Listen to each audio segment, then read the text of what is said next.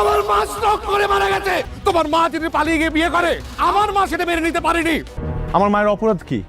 আমার মা আমার বাবাকে ভালোবেসে বিয়ে করছে, এটা তার অপরাধ? যেমন মা, তার ছেলে তো এমন বেয়াদবি হবে। তোমার বিয়ের সময় তো আমি ছিলাম না। বাড়ির বউকে প্রথমবার দেখলে কিছু উপহার দিতে হয়, এটা তুমি রাখো, আমি খুব খুশি হব। উমা বোন নাও। আরে নূপুর, সে যেন জোর করে এই পরিবারের অংশ হওয়ার চেষ্টা না করে। আর এটা কোনো ভিখারি পরিবার না যে যার তার উপহার নিবে। আমার মায়ের অপরাধ কি?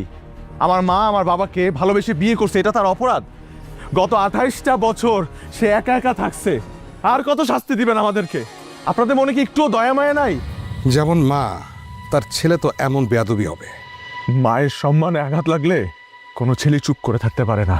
এই কথাটা আমি বলতে চেয়েছিলাম। তোমার মা যদি পালিয়ে গিয়ে বিয়ে করে, আমার মা সেটা মেনে নিতে পারেনি। এর ফল কি হয়েছিল? আমার মা স্ট্রোক করে মারা গেছে।